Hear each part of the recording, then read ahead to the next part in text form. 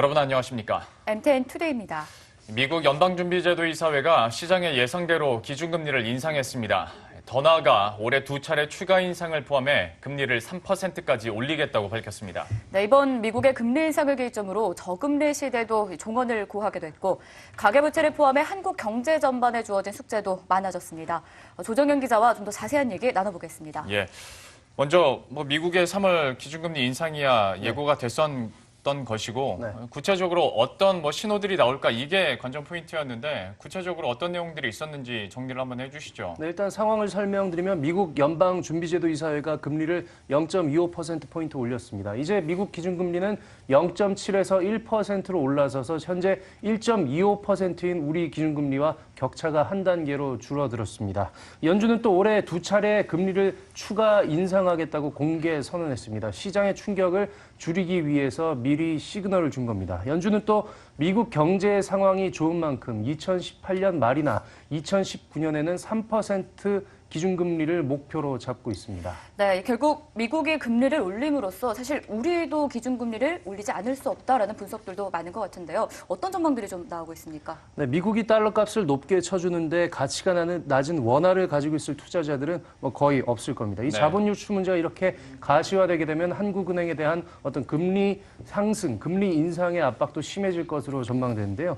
미국이 금리를 추가로 올릴 걸로 보이는 오는 6월 이후 아니면 미국 금리 인상 뒤에 시장을 파악한 뒤 연말 또는 내년 초에 금리 인상이 예상이 됩니다. 문제는 이 경우에 가계와 기업이 받게 될 충격인데요. 가계대출은 작년 기준으로 1,344조 원을 돌파해서 사상 최대입니다. 지난달엔 1,350조 원을 넘어섰을 걸로 추산이 되고 있습니다.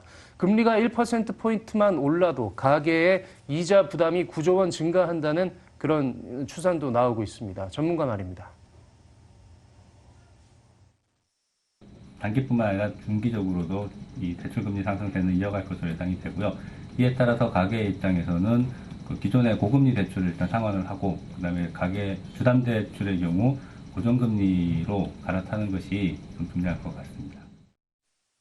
그런데 이렇게 금리가 인상되는 기조에서 만약에 대출이 많다 하더라도 미국처럼 경기가 좋아지는 상황이면 조금이라도 괜찮을 텐데 현재 우리나라는 정반대의 상황 아닙니까? 충격이 더 클 수밖에 없겠네요. 그렇습니다. 다만 이제 전반적으로 형식적으로만 보면 어떤 가계대출에서 어떤 부실화의 우려가 전반적으로는 크지 않다고 판단을 해볼 수도 있습니다. 일단 시중은행의 가계대출 연체율이 0.3%에 불과한데요. 문제는 풍선 효과입니다. 제1금융권에서 여신 심사를 강화하다 보니까 제2금융권으로의 어떤 대출 신청이 늘어났는데요. 대출 심사가 이렇게 2금융권 쪽으로 몰리면서 이율이 20%에 가까운 제2금융권 대출 비중이 높아지고 있습니다.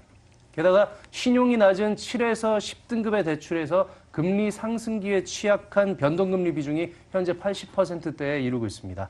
전반적인 대출 부실화까지는 아니더라도 금리가 올라가면 적지 않은 가계가 한계 상황을 맞을 수 있을 그런 가능성이 제기가 되는 대목입니다.